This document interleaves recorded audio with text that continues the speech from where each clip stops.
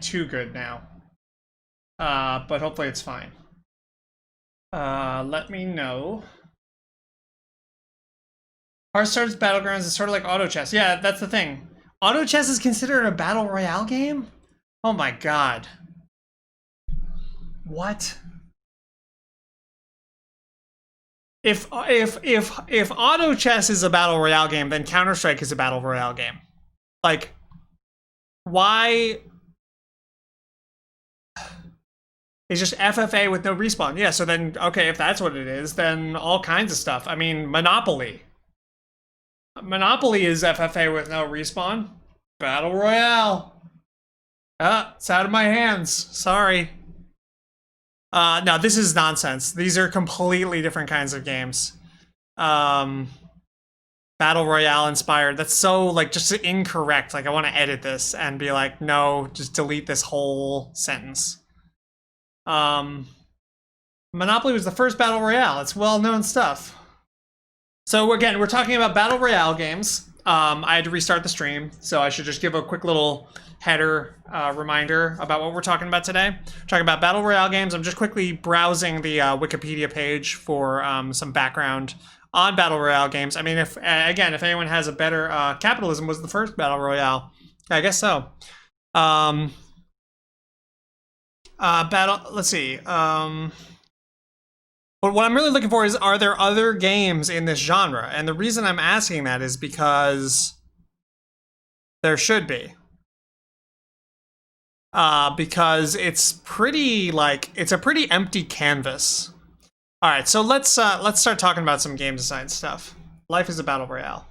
Hello, Unparalleled Dev. Hello, everybody. Look at Bomber Grounds. I will look at that.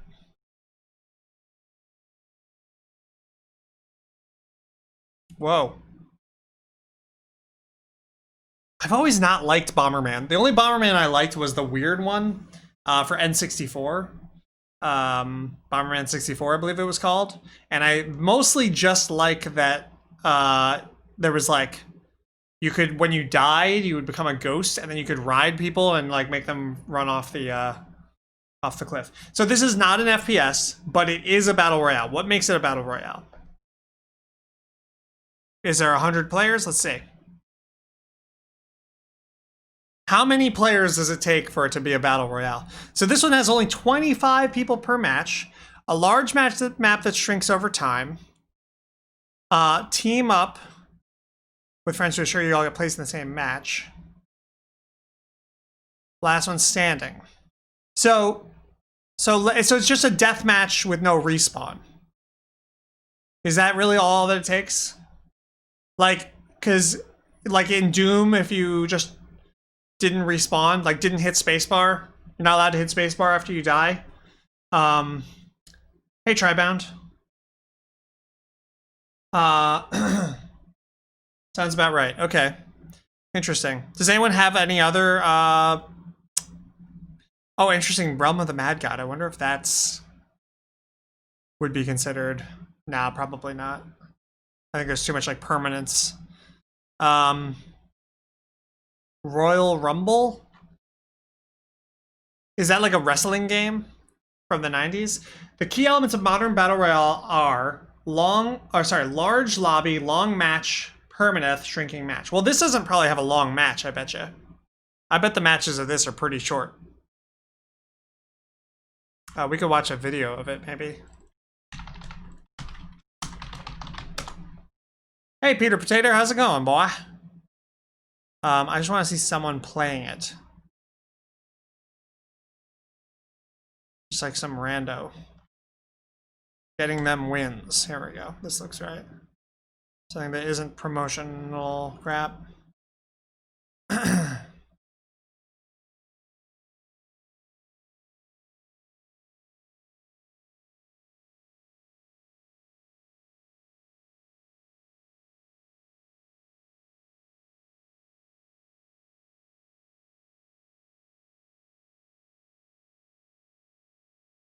It's sort of hard to tell.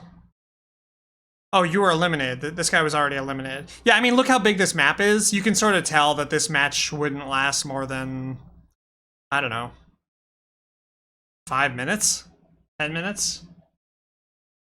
So yeah, see, I see the levels shrinking.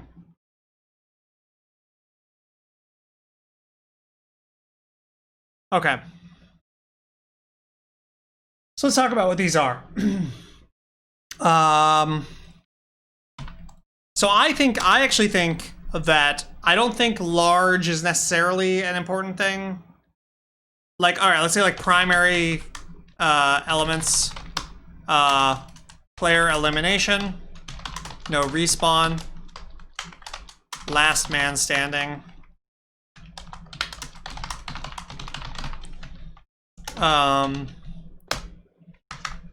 What else?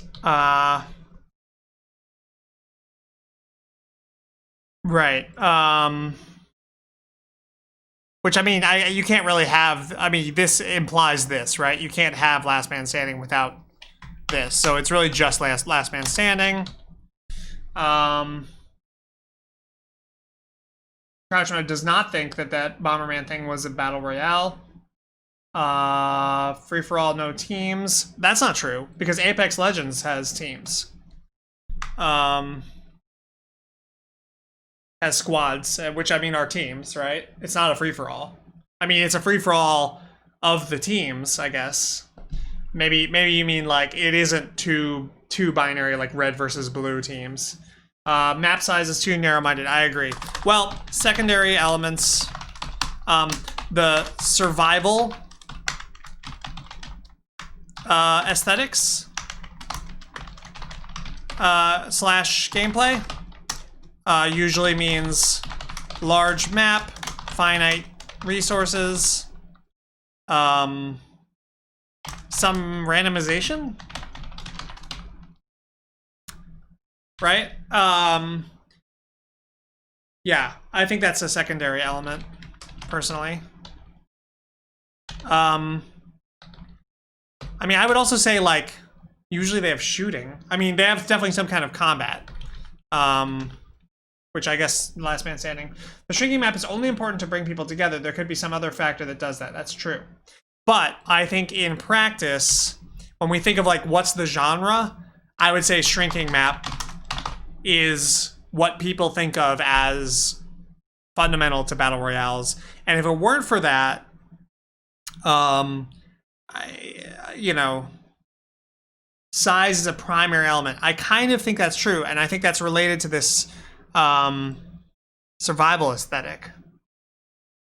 I don't know, maybe I should bring this in here. Say this is like a large map slash survival aesthetics in gameplay.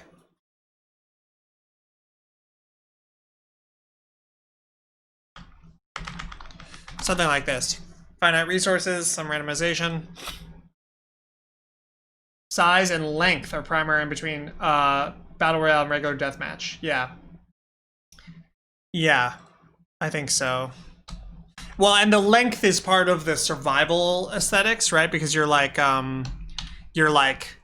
camping out somewhere, and it's good for like storytelling stuff, I think, and for like social stuff. So as with any of these like genre things, like debating whether something is or isn't like that Bomberman game, I think that we could probably make a case that it is, and we could probably make a case that it isn't. It's not really super important. But I think from a game design perspective, like the things that we can look at from these games are coming from FPS, like from deathmatch, you know, which I think is largely where this comes from. Getting caught up in size is wrong, but I don't know. We were talking about genre or genre. I think that the size, when it's large enough, it really does change the gameplay and the way it feels to play the game. Like, you know, I played tons of FPSs in my life, and I will say that playing on a huge map, you know what might be interesting to compare this to, though, is Battlefield. Because I've played a bunch of Battlefield games, and I'm trying to remember the rules with Battlefield. Battlefield's like capture points and stuff. And Battlefield has two teams.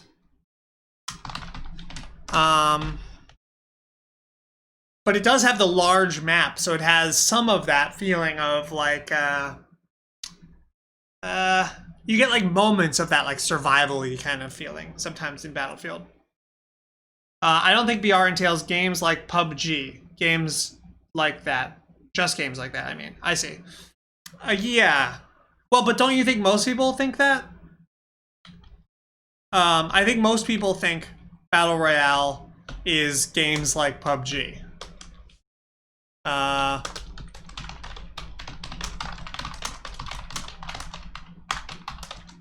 think that's right, personally.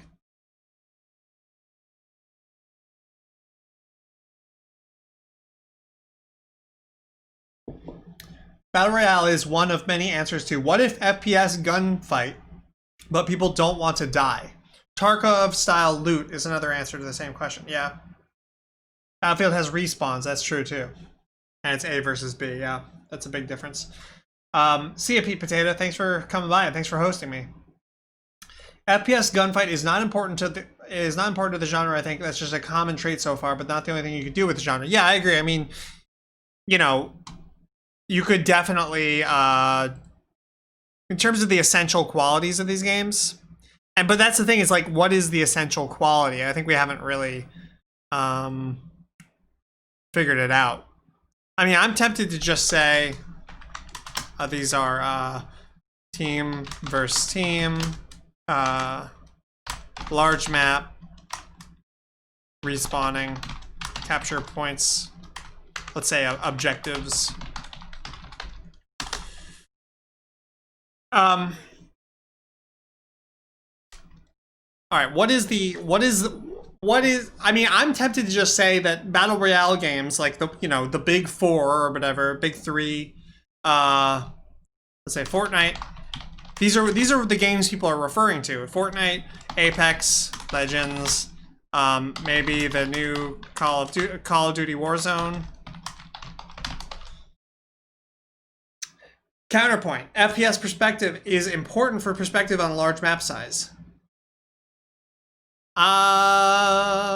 Couldn't you just do, I could picture it top down. Well, certainly it could be third person, right? That's the same fucking thing. It could definitely be third person, but it could also be top down. You just have to give people like a field of view cone, you know? Right? But I do think Battle Royale, I will check that out. I do think, though, that the first-person perspective is important for this, like, survival aesthetics.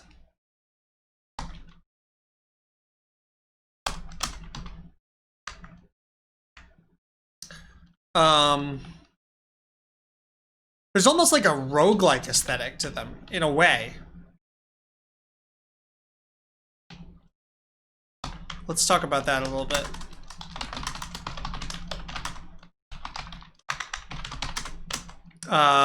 Getting random loot and seeing how far you can get. Survival. Gameplay. It is roguelike for sure, only instead of random map generation, it's a ton of players. Well, but there's also random item generation, which is pretty big. Have I played any of them? Yes, I've played Fortnite, I've played Apex Legends, maybe I haven't played PUBG, and I haven't played Call of Duty Warzone. So I played 2 of these 4, but I played them both, you know, a substantial amount, decent amount. Because they're fine. Like, these games, that's the thing, like a lot of video games, you know, they're just like fucking terrible and horrible to play. And these are like, you know, they're basically, to me, they're like slightly glorified chat rooms. They're very social. I think that's one of the reasons that they work so well, is that they kind of like have some of the social value of like an MMO or something, but it's a lot easier to just like jump in, and you don't have a lot of like overhead in terms of getting involved. Let's see. The random map generation is actually a point in the genre could be used more. I agree. Absolutely. In fact, when I first heard about them, I sort of expected that they would have random generation. To me, that's like, yeah, why wouldn't you randomize the maps? Like, yeah, totally. Especially because there's like an exploration element. In fact, that I know that Wikipedia article was dumb, but it listed as one of the qualities of these games, exploration as one of the values, which like I think it kind of is, especially when you first start playing. And then it always is in terms of like, well, you're looking for items, or like maybe a player already died and you're like looking for their body to loot them, that kind of thing. The majority of input randomness is No More Birds says the majority of input randomness and what shapes the match and gives matches identity is other players' actions. Yeah, like, and particularly dying. I like playing. Jacob Online says I like playing Apex more, but in 30 years or whatever, 25 since I've been a gamer, there's been no feeling like getting my first win in PUBG. I think I've won. I have won in Fortnite, and I would not say there's not been anything like that feeling. You know, it's definitely a good feeling. It's more rare. So, oh, that reminds me. I want to look at the we had some stuff people said in the chat. Should probably look at that before. So we had a couple of comments from the chat. Reshiv says the main design goal of BR modes is, or at least originally was, to make players care about dying, which makes them use a more careful playstyle than they otherwise would. I agree. So I guess the question I'm most interested in would be to hear how well you think Battle Royale achieves that purpose. I think pretty decently well as, you know, more or less, I think they, you know, like you don't want them to be so careful that they're all just camping or something. So I think it works pretty well. And also, if you think there are particular drawbacks with that solution compared to others which achieves the same goal. I think I'm going to come back to that and answer that later. Humans are the best RNG. Yeah. Heard Apex had loot boxes, so I never tried it. Yeah, but they're not like loot boxes. You know, it's just like for aesthetic stuff, I think. The crouch mode says, the appeal to me is since you're not directly in competition to defeat the other teams, especially early on, all kinds of things like hiding, run away are valid options. I agree with that. All right, so let's talk about some like design qualities. Or like properties, I guess. More room to do things other than just shoot and dodge. Sort of. Now the problem is that like there aren't really other activities. You're basically an disembodied gun in these games, and so like or an embodied gun. I don't know how to say that, but you're just like a gun person. So you can just basically shoot things. I don't do loot box game. Just aesthetics doesn't matter. Okay. Even most Battle Royale, EY Priest says, even most Battle Royale games are rushed out copies, so they don't have time to make a random map. Well, I mean, arguably, I don't know if it takes more time to make a randomized map, but maybe it does. The fixed map makes voice chat easier. Interesting. Doesn't have Apex features to make voice chat less necessary. The shrinking map is part of what counters the overly cautious camper. Yeah, for sure. At some point, you have to move. Yeah, it's true. But at the same time, like, you also don't want everyone just to move when the thing... Like, you want there to be sort of, like, flow and noise happening throughout. You could build the map from prefab pieces, yeah. But the question is, what does a random map give you? I mean, more exploration value, basically. Like, you could imagine that there's some weird structure that gets randomized, some weird shape, like some weird little island or some weird little cave, and then you can have, because of that randomization, you know, certain kinds of interactions. I don't know. I mean, the interactions ultimately just come down to a gunfight. But, like, you know, you have a little bit slightly different gunfight. It doesn't matter. That's why I don't hold it against these games that they don't have random maps. Because, like, honestly, it's geometry in FPS games is pretty overrated, I think. Like the specifics of the geometry, like basically all that matters is there a wall in front of me or not? And that's one of the reasons that I really dislike the building mechanism in Fortnite, is because while I appreciate that they tried something really different, FPSs live in this land of like wall in front of me or no, wall or no, no. That's like all that matters pretty much. And being able to just press a button to make a wall, even if it like takes a few seconds, I think like actually really flattens the landscape in this really terrible way. Soviet Jump game and Fall Guys. Oh yeah, I was supposed to check out what was it? Shoot. What was the name of that game? I meant to look it up. I forget where it was in the chat. Somebody said I should play. Was it you, Jake, that said I should look up Battle Royale? Royale. That was the one. Let's see what Battle Royale is.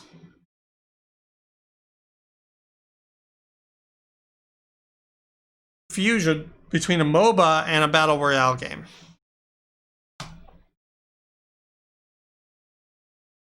No, no sound, ever.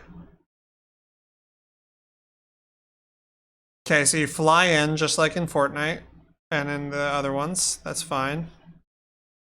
I hate choosing champions. Choosing champions is like my least favorite thing from every game.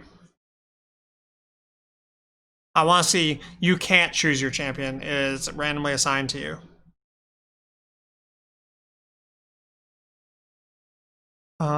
Play creative. So wait, it's like League of Legends. Oh, so that's kind of cool. But what the hell is going on in this game? How do you? It's too hard to follow this. Let's read the description. Top-down skill shot-based action MOBA game. So is it like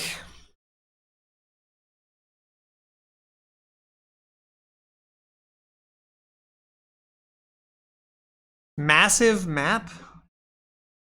So is this just a top-down battle royale, or is it a like League of Legends with a shitload of players and a map that's way too big? Let's see. Battle Royale. Map knowledge is very important in FPS games. Random maps really changes that. I agree, yeah. It would really change that a lot. In fact, I wonder if has anyone ever even done like a randomized FPS map game? I wonder if that would even that might be really like a bad experience. Let's see. By MOBA they mean top down and skill shots. Okay. Have you heard of Spellbreak? I have not heard of Spellbreak. Shall I look that up next?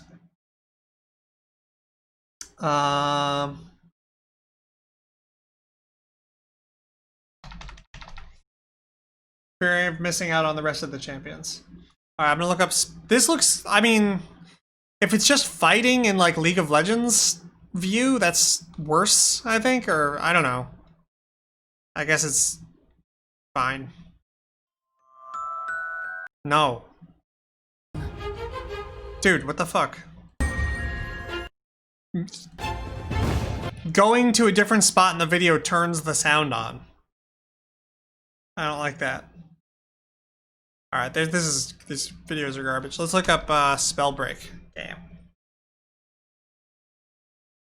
Cool, 2D art. I like it. Turns you into a magical superhero. Wow. All right. How do you? What is it? What is the game? Oh, you get a mage pack, dude. You get a battle mage pack for only $79. Sweet. And then like if you scroll way down, does it say what this game is? All right. Spellbreak is an epic fantasy action spellcasting game. I love spellcasting games where players fight to become an all-powerful battle mage. Weave spectacular spell combinations, craft strategic builds, and master your environment as you dominate the Hollowlands, solo or friends. No idea what the fuck this game is. Okay, this website is bad. Let's see if we can find another thing. Maybe this YouTube page. What is the game? Gameplay trailer. There you go. Okay, so it looks like the other games. Oh man, the art is cool. It's like Breath of the Wild.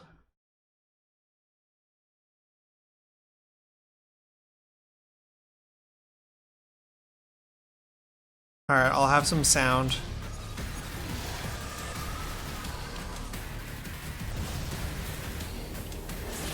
Why is it like heavy metal? That's surprising.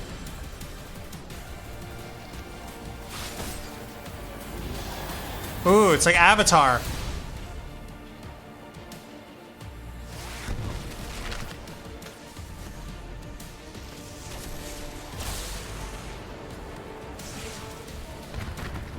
So I assume it's just one of these, but instead of guns, you have spells, which is an improvement, I think. Today the topic is Battle Royale games. Fortnite with fancier bullets, yeah. That's kind of what it looks like. I like the art, though. Art's the best thing about it. Fortnite, I think, has cool art, too. Are all of these free, also? That's kind of a weird thing. No, they're not all free. What's it called? PUBG is like $30. I don't like these games that seem to have more intricate combat and long, drawn-out fight. The nice thing about PUBG is that it's of that military sim tradition where nothing works. Yeah, I agree. That is one of the good things. I hate these aesthetics of the military shit, but I agree that like gameplay-wise, those tend to be better.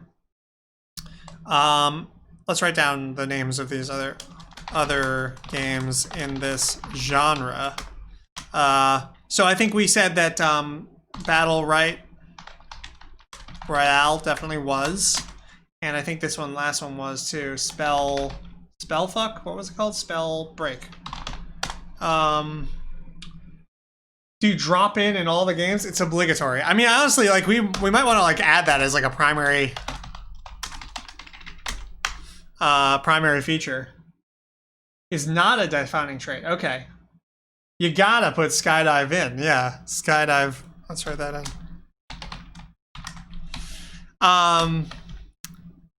And formally speaking, I don't like the skydive in thing because my suspicion is, given that it's like its own like setup phase, it's gonna have the same problem that every single setup phase in the history of video games and board games for that matter has ever had, which is that usually it's like a solvable game that you basically can like kind of win in that moment. Of course, these are so high impact and random with execution all over the place that you can't win because of it. But I suspect that like getting the skydive right in the beginning is like massively crucial.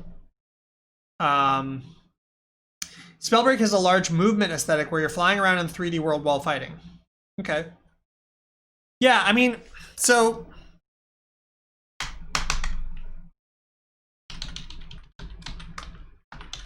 my thoughts on this genre. I feel like, big last man standing with shrinking, FPS, or let's just say, let's say FPS with shrinking map isn't like is an idea for an FPS, not a genre.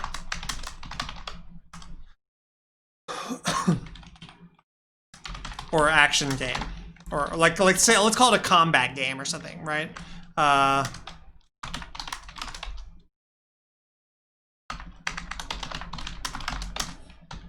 That's a single idea for a combat game, and it's really only like the beginning of an idea. It's not really very like there's a million things you could do. It's funny because like the Fortnite thing with the building sort of like starts to hint at like, oh wow, we could like there's like all kinds of shit that could be done in here in this game. Skydive is basically allowing the player to choose between high risk, high reward versus slow paced gameplay. Yeah, but how do they choose that? I mean, I guess you're saying it's not a strategic decision. It's like what do you feel like doing? Sort of thing. But like as you play more, you're gonna start thinking of it as a more strategic decision, I think, if you're gonna start trying to win. But I agree, there's like so I guess there's a couple questions here.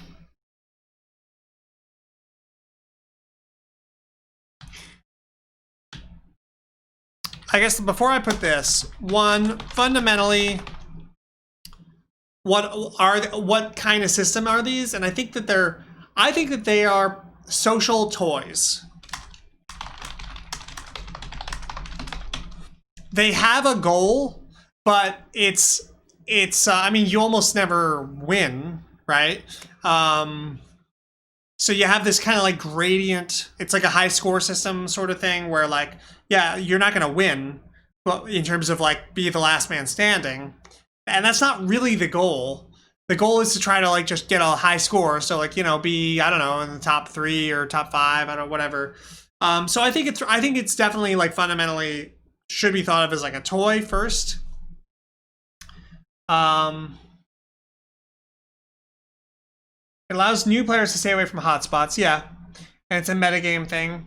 Yeah, I think that the skydive thing makes way more sense when you look at it as a toy.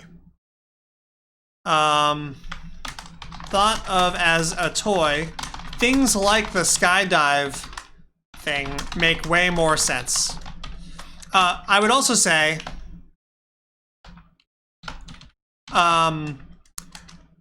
if we embrace it as a toy, so much more should be possible than is possible now. I think like if it's a toy, why is so much of what I do just like trying to click on the other player to remove him from the game? I feel like there's so much more that could be done there. You know, like thinking about like toy-like elements, you know, so exploration is a toy-like value. Like something like building, and Fortnite has some of that. But there's just so many like physicsy kind of things, physicsy interactions. You know, doing other things with other players. It's funny, like some of the advertisements for Fortnite, like they show all the characters like hanging out and like dancing and stuff. And I always think like, I wish that you could do that in the game, but like you have to shoot the other person or else they'll remove you from the game. You can go fishing. There's some, yeah. So like, I almost feel like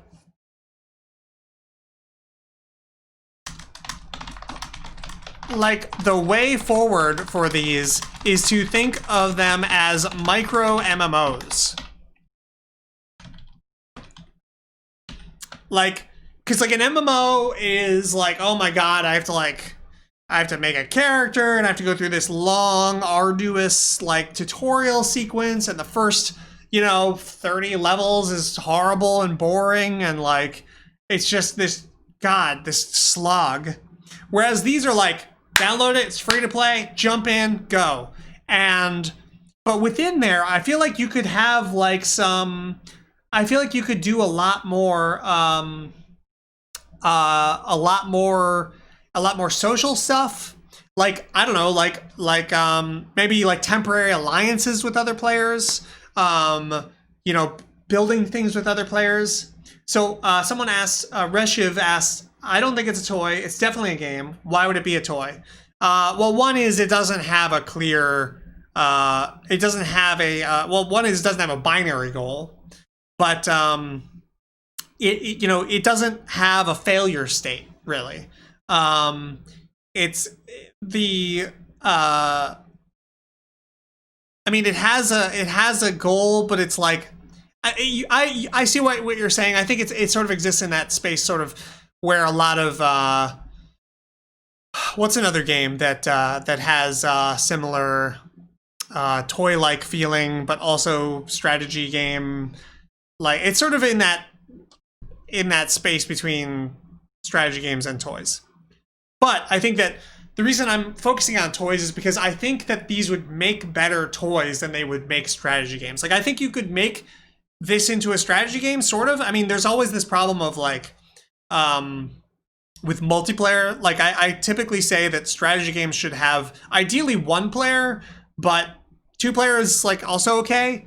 But any more than 2 players and you start running into all kinds of problems. So for example, in a big FFA game, you have politics to some extent. You have, you know, king making, things like that. And those are things that are not great to have in strategy games. But if you think of them as social toys, then I think it's just a much better way forward for the games. You could design a strategy game for this. I think it would require a lot more work because there's not much here that would facilitate strategy. And I also think it's really hard to get around some of those problems of like having many players and avoiding some of those like sort of political issues in terms of like, you know, king making and all that sort of stuff. Don't you remember that guy said that BRs don't have politics? I'm using a different form of the word politics right now, but yes, I do remember that. It's a high score game, right? Yeah, so it's like Tetris or something, you know. And so it's an even worse toy than a game. Maybe. But I think that the way forward to make these things better is to embrace more toy-like features, because I think that people play them like toys. And I think the skydiving in is a good example of that. If we're going to think of this as a strategy game, the skydiving in thing, that's just a no-go. Because it's like, it's just going to be way too important to get that right. DayZ is a pure toy. All right, let's see. Let's back up to the chat here. There is a binary goal, just a very low win chance, which if we look at it that way, that would be a problem also. A match-based MMO, kind of. I kind of thought about Dota when it first came out. I first described it as an open world strategy game. Haha. Yeah, it's funny. I've actually heard people describe MOBA or Dota games, Dota-likes, as MMOs before, which is bizarre. But like, and I guess like some of those people might have been like, you know, really young and they don't know. But it is interesting. There is a binary goal, but a very low win chance. That would also be not acceptable, right? Like you want the win chance to be roughly 50%, not like, what is it? I guess your default win percentage. Is there 100 people in those? So you have a 1% chance? That's not very good. Let's see. Let's keep it up on the chat here. Great GDC talk about this. He calls it a home, a safe place to hang out. It's by the Slime Rancher guy. Oh, cool.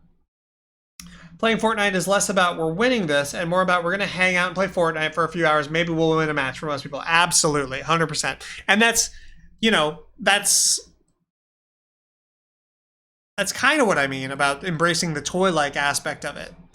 Now, I should mention that toys don't need to be like completely bereft of any goals, suggested goals or prescribed goals. You know, some of the best toys, Minecraft, I think technically has some goals. But you know, they're easy to ignore. The game works when players are ignoring them. That's a big thing.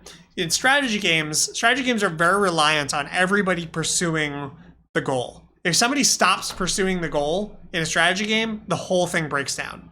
And that's a good distinction. So it's not that toys can have no goals. I think that's a good point. That's an important point. Generally thought recently that all games would be better if they embraced more toy-like stuff. No, definitely not all games. But I can understand why. I don't understand why you would feel that way, because most games are too simple, and a lot of games are. It's much easier to imagine just adding some toy-like stuff to a game to kind of like just like grease the wheels a little bit, because it's like dead. There's like nothing there. There's not enough you can do. It's not enough complexity. That's the way most video games are. And yes, for most video games, absolutely, more toy-like stuff would be good. But there is another direction that they could go in, and I don't know that would necessarily. You know, I think you can also go in a strategy game direction, and there are mechanisms in strategy game design that are like sort of toy-like, but they're really kind of not. They're always more directed and you know, purposed or like have a clear purpose in the system, in the structure. Let's see. There's a form of good games with goals that are neither toys nor strategy games. What? The crouch mode? It's like RPG equals leveling up now. I could see something like the TF2 man mode. What was that again? I forgot. I think I stopped playing around when that came out. TF2 man mode, power-ups working in BR. Just like sometimes you stumble on a crazy power-up. It's weird that they named the mode man mode, given that all the characters are dudes in that game. That's very strange. I know that the guys, there's a character named Man, probably, but like, anyway. Just like sometimes you stumble on a crazy power-up. Home, any environment, mode, or activity in a game that allows for relaxed, low consequences play, but still issues meaningful rewards or progress. Yeah. Oh, was that from that talk? Nick Popovich, making games that stand out and survive. Let's add that to our list of things to check out.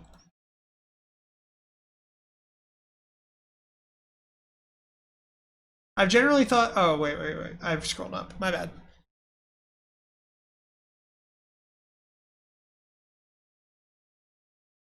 I think of it as an execution game with a light strategy element. Sometimes you just play sometimes you just get a very silly power up and you can try to make it work at least. That's the thing, like, very silly power up. Like, why don't these games have, so I remember I used to play a game called Carmageddon, which was famous for the fact that it was really violent, like the fact that you could run over pedestrians and it would be all bloody and you'd get points for running over pedestrians. Ha ha ha. 1990s irreverence. But actually, though, there was way cooler shit in that game than all that stuff. And it's very unfortunate that it was known for that. Because Carmageddon had... I wonder if I can find some...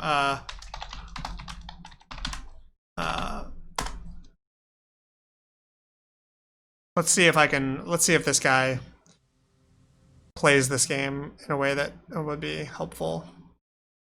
So, yeah, Carmageddon... So you have a racetrack. It's a racing game, theoretically. But you can also just go off the track and just do a bunch of other weird shit. It's also got, like, physics and stuff. This person is, of course, playing as boringly as possible. You can just race. But you can also, like, all these, like, buildings and stuff, like, you can get up on top of them. The damage is all, like, very, like, realistic and simulated and stuff on the cars and whatever. This guy can't even hit the pedestrians. There we go. Jeez Louise. But I hope that... Okay, yeah, so let's see. You go into a football stadium, and all the football players are running away from you. It's kind of funny. And then...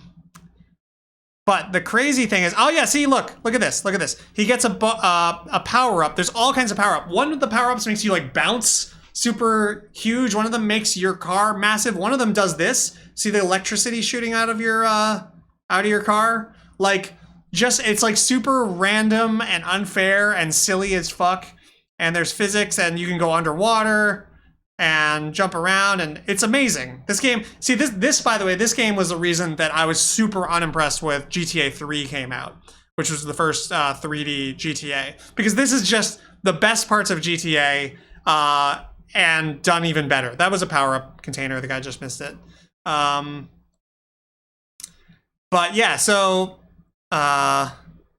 there's just so much zany shit in this game. I'm gonna look up like the list of power-ups or something if I can. There was also a really cool thing, and here's another thing that you could do in these kinds of games. So in Carmageddon there was let's see if I can find it. The police car. Oh, you could unlock and use the police car. That's right.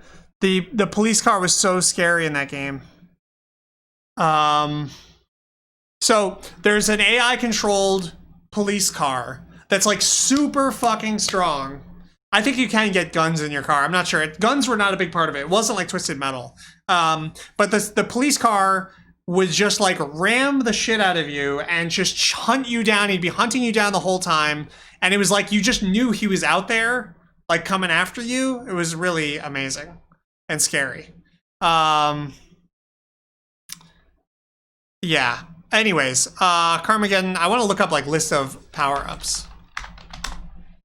Because they had a lot of weird power-ups. But my point is just there's so many weird things you could do. Like, why can't I fly around? Why can't I, I don't know, why can't there be vehicles? Why can't I, like, just dig through the earth? And, like, why can't I throw other players? Why can't I don't know, like, just become a mountain or something? You know, like, just weird shit. Like, maybe I could just become a poisoned potato and they would eat me or something.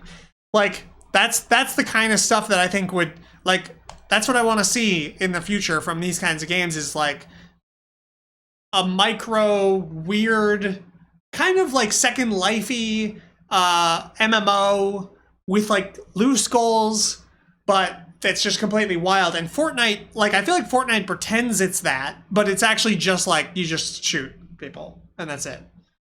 Potato strats. Yeah, why not potato strats? That's all I'm saying.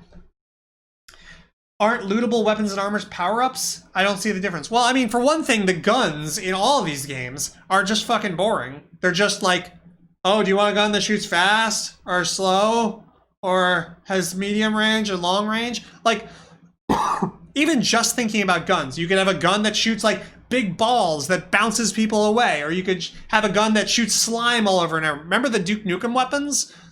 You had the shrink ray.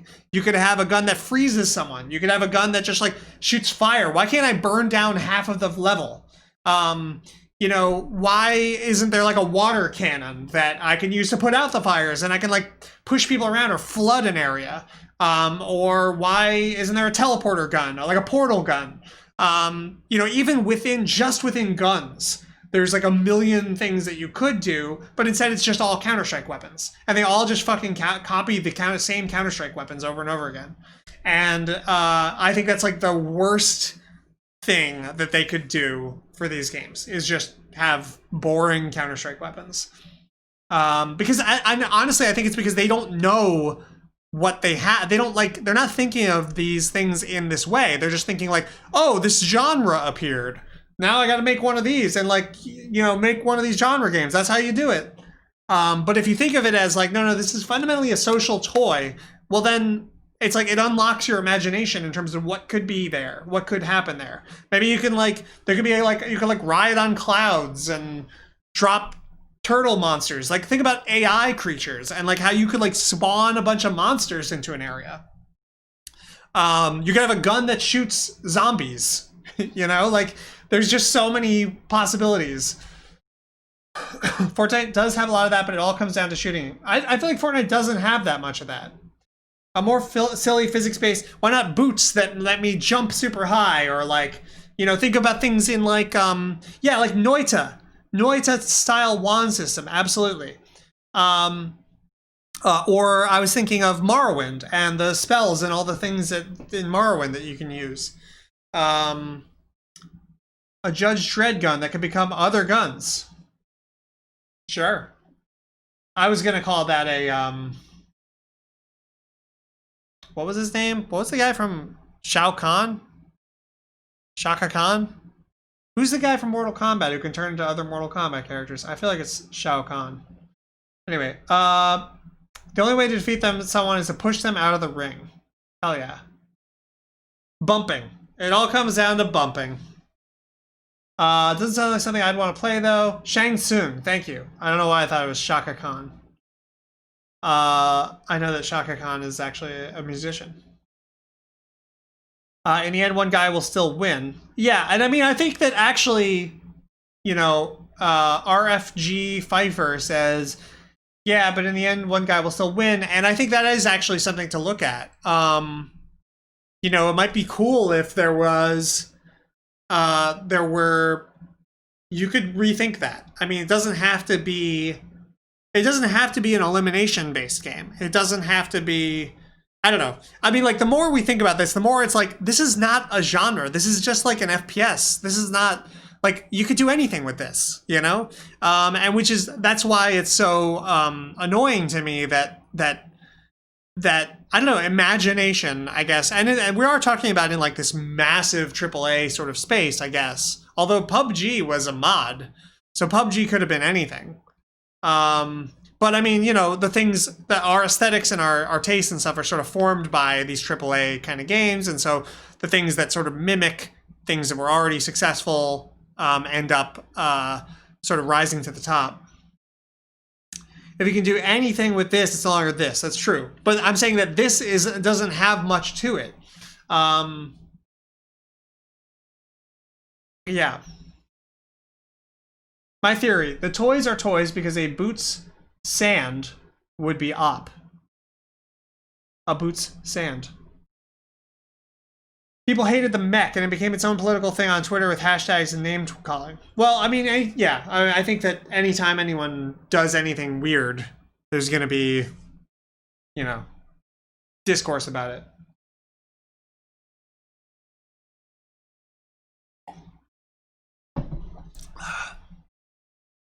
Anyway, I'm excited about the idea of like a big toy-like, silly social thing.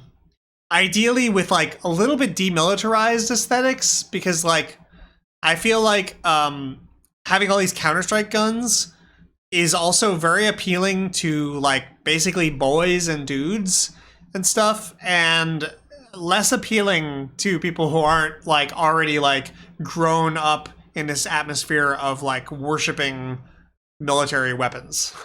Which is me. Like I grew up thinking like guns are the coolest. Airplane, you know, like fucking Tomahawk missiles and F-14s are the coolest things ever.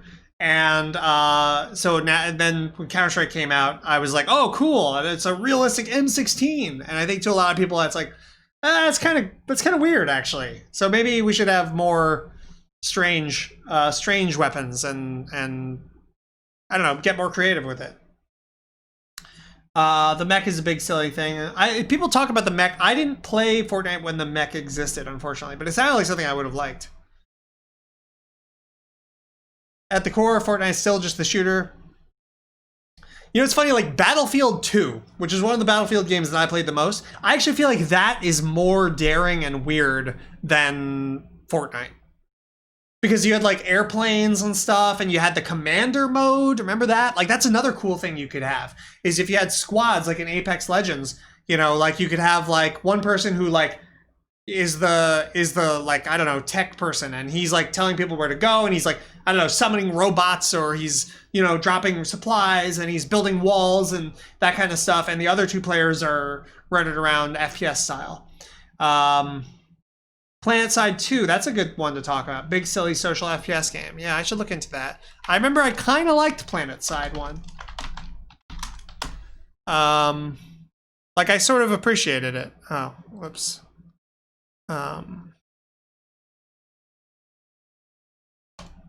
So this is... Actually, let's just... I want to read facts about it. Where can I do that? It's funny how hard it is to read facts about video games. Sometimes. Free-to-play, massively multiplayer online first-person shooter. So this is like this is an MMO, but it's also a shooter. So I forget how that works exactly, but I think it's like, oh yeah, was Tribes also like that? Was Tribes an MMO? No, or I forget how Tribes work, but I remember I played a lot of Tribes. Tribes also was way more interesting than these games. Does anyone remember Tribes?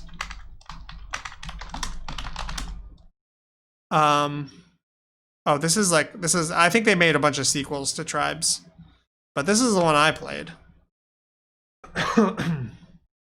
And it had all kinds of weird shit, like spring weapons and like little ships you could ride around on, and of course this guy's gonna be doing the most boring thing possible. Yeah, look, he's got a ship. He's flying around a ship. I can't do this in Fortnite. What the fuck? Why is it all buggy and weird? See, he's flying around in a ship. What else do you want? And you got a map mode. You can look around on the map. I guess you can do that in Fortnite also. But I feel like you could do weird shit in Tribes, and I'm not remembering it right now. But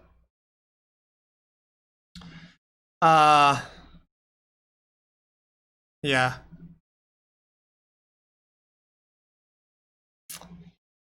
Planetside is persistent world. You're fighting over islands. Your faction can win and lock one for a while. That's cool. There was a helicopter I flew around in Fortnite. Really? Like recently? Let's look up Fortnite wiki.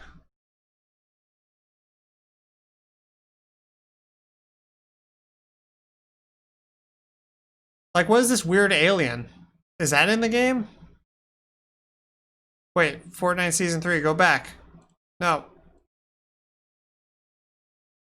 This shows a picture of nothing cool. Never mind.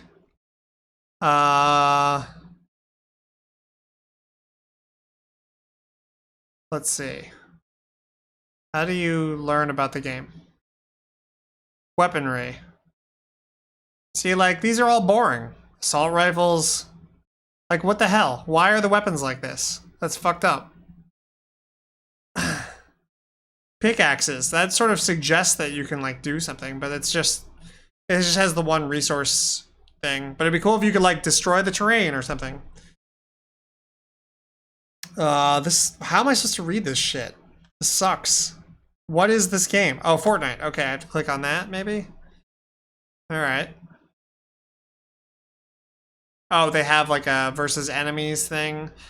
It's like, why can't like enemies like AIs be a part of the main game? I don't know.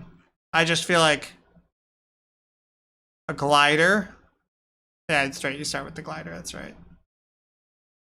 Season. Oh, new season features. Oh, okay. Here we go. This is kind of what I want to look at. We're in chapter 2, season 3. Rideable shark. See, that's good. This is charged shotgun. Come on. Henchman. See, this is looking pretty good. Maybe it's getting better. I don't know. But definitely more things like rideable sharks. Yeah, the shooting, the only versus AI modes are horrible. Like, really, really boring. Shield bubble. You know what would be cool? You could create a link for each of these so that I could read about what the fuck they are. All-terrain carts. So, but they remove these things, right? Like, they're only there for a little while and then they get rid of them? That's kind of sucky. They should be like adding things to try to make the game better, not just like swapping around different features. Yeah, like that's something that I've heard people talk about. Who was talking about that recently? Actually, it was Tevis Thompson, who I just cited earlier in my podcast conversation with No More Birds. But Tevis Thompson was talking about, yeah, in that huge article that he wrote, he talked about Fortnite a lot. Yeah, keep it fresh. I hate that concept. That's the worst. No matter what kind of system you're making, that's just bad. Because, you know, sometimes you're going to hit on something. Sometimes you're going to add a feature and it's going to be good, and don't remove it because it's good. And, you know, but yeah, for Tevis Thompson was talking about how disappointed he was because he had like this really good experience with Fortnite, and then he came back to it and it was like a completely different game. And it's one thing if it's a different game but it's better, but it's another thing if it's a different game just to make it fresh, quote unquote. Can't stand that. That's my enemy in game design.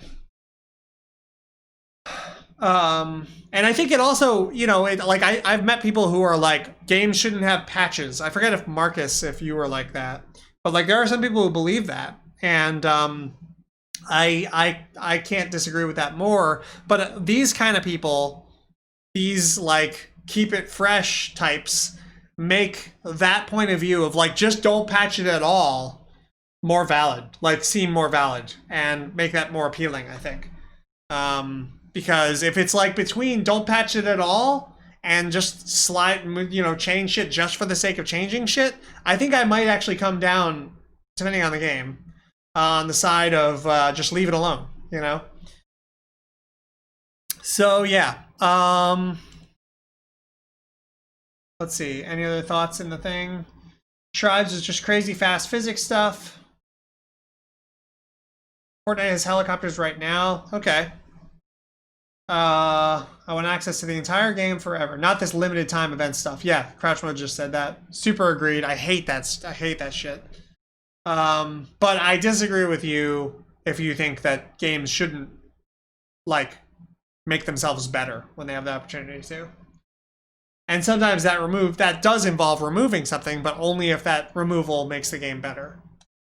Save the world, blah, blah, blah. Brick Road, what's up? I think you're just catching the end of this here stream. But do you have any thoughts about Battle Royale games before I go? Have you played any Battle Royale games? Crouch mode. Games shouldn't make themselves better. Well, unfortunately for you, well, yeah, designers should, of course. That's what I mean, is designers making games better post-release. Obviously, all games get made better before they're released, but then release is really just an arbitrary point. Oh yeah, we were just talking about the Tevin Thompson article, Brick Road. Release is just an arbitrary point. They should continue improving the game. The designers should. But that should be really distinct from keeping it fresh, which like, let me just like game design, keeping it fresh. I'm just curious if like someone did like some talk or something about this. Game dev, maybe?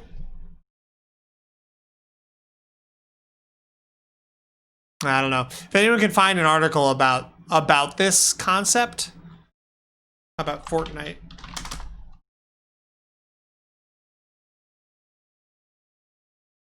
What's the company that makes Epic? Is that right? Oh, here's a Reddit post. I don't like seeing constant changes to the game just for the sake of keeping it fresh. This is a year ago. Yeah, just to keeping it fresh, whatever that means. There have been points for the game for fun, balance, and awesome. And you throw a wrench in the system by adding a new item or mechanic just to have something new.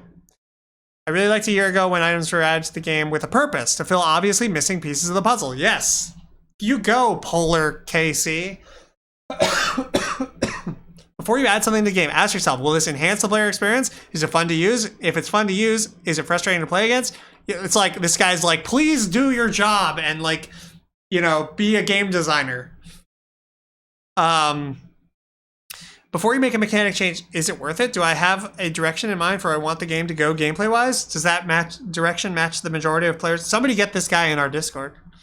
Epic, I appreciate your willingness to innovate, try new things, even admit when you made a mistake or make it right. I agree, that's all great. I love Riot for doing these kinds of things. It was easier to do that when Fortnite was new and not well established. Now people have expectations for how the game is played. You have to be a bit more thoughtful about what you add and change to the main game.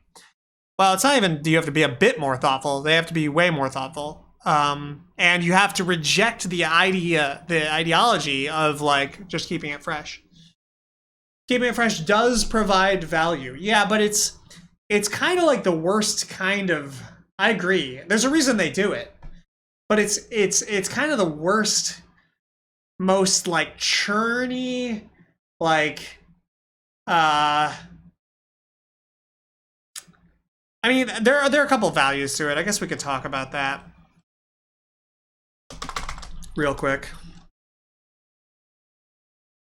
Keeping it fresh.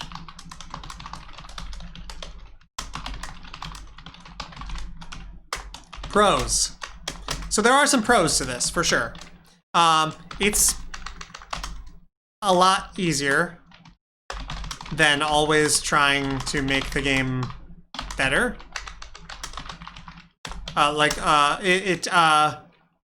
It creates, well, let's see. It like shakes up a previously solved or solvy game / metagame. I don't know. Or like, so we could say like strategy space or something. It is exciting in terms of, especially on the PR level, like it's something to announce, you know?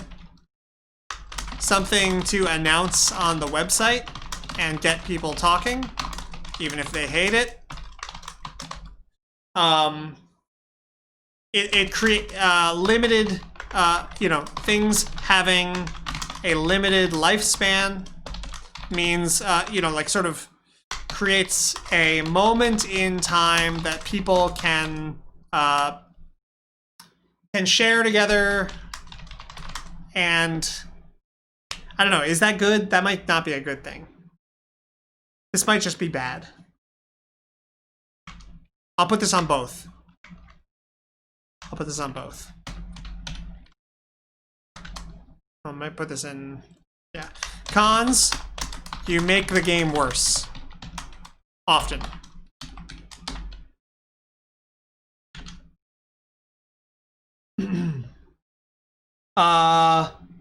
Let's see, let's catch up. How is the lentil sprout asks, how is the value from keeping it fresh distinct from the value of random generation in a game? Doesn't novelty have some level of value? I think that, well, we'll answer that. Difference between keeping it fresh and random generation. I will answer that because there is an answer to that. Adding new stuff / taking old stuff out is a bit different from random within a known set. Yes.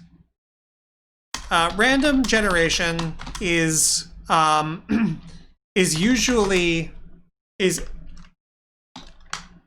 always along very fixed known lines, i.e. you know the kinds of things that will be randomized. You have a sense for how that randomization works, and you're factoring that into strategy. Keeping it fresh literally delivers a new game, a different game. So for example, unless you're gonna tell me that every time I draw a hand of cards in poker, I'm actually playing a different game, that it's not poker, that it's like, this is poker 1,544, 3, 3, 4, 6, 6, 5, 4, 4, and then next time I play, I'm playing poker 9, 7, 3, 4, 5, 6, 7, 8, 7. I think we would all agree that, like, no matter what cards you draw in poker, you're playing poker, right? And the randomization is within that game. So yeah, this is kind of a side note, but I think maybe important to just clarify that. And also, randomization in a strategy game is not for the sake of novelty, although it may have that sort of effect sometimes. It is for the sake of creating hidden information.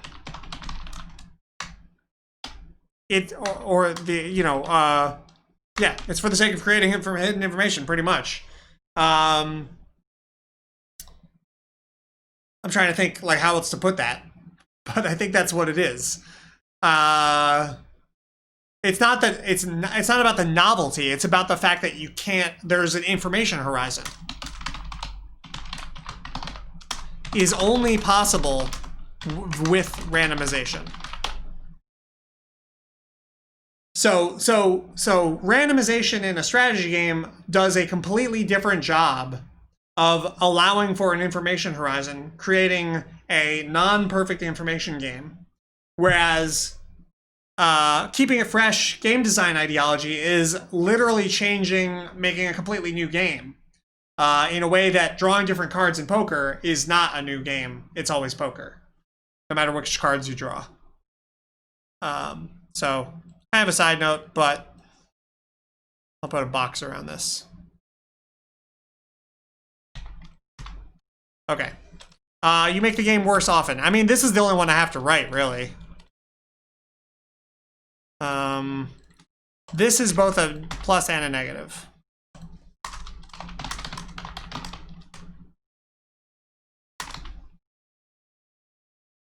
All right, let's catch up on the thing. I don't have a problem with simple games existing, but simple games are more solvable.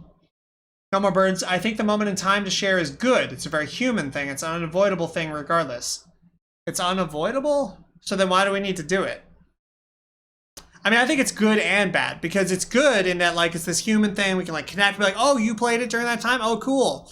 It's also bad in that, like, I want to talk to you about that, but you've only played the new Fortnite, so you cannot experience that thing. And now that we have that, like, we can't make that connection. So it's good and bad, you know? Let's see. It's an unavoidable thing regardless, so why induce more of it? Yeah, that's the crouch mode says that. Yeah, I mean, I'm just gonna delete this because, like, it kind of cuts both ways. Randomness within a known set is a negative for most people from a freshness perspective. When you recognize the same hill or tree over and over, it's not a positive thing. I don't think it's, yeah, in terms of, like, freshness or novelty, I agree that randomization doesn't really do that. It can sometimes. I'm thinking of, like, roguelikes. Sometimes randomization can result in, like, oh, wow, look at this weird thing that generated, but not really. This is usually why early access is scary. Once players learn your game, they have expectations, and it's easy to betray expectations if you aren't done designing the game. Well, I think that, honestly, even post-release, you really often shouldn't be done designing the core game. You know, especially with strategy games, I think and honestly, almost any game that, like, lots of people are going to be playing together online is going to take years to get it right. And release is just an arbitrary point where you feel comfortable showing it to people. Lentil Sprout. It depends on how big the set is and how things combine. Yeah, it's true. Lentil Sprout, I wasn't talking about from a gameplay perspective, I'm talking about the value gained from the novelty. All right, cool. Well, we talked about this, a little bonus chat. But yeah, I think I'm going to wrap it up because I've been going for a little over an hour now. I also have a bunch of other stuff I got to do today. There will be a new podcast episode coming this evening. So I have to still record a little bit of stuff for that. But yeah. All right, time to load up Unreal and get to work on the crazy silly bumper battle royale. Dude, if you do, let's do it. Let's all pitch in and make this crazy silly bumper battle royale. That'd be awesome. I would play the shit out of it. Thanks for coming, y'all, and hanging out. And I'm not sure if I'll be streaming tomorrow or not, but we'll see. Anyway, I will see you in the Discord, and thanks for coming by. Peace!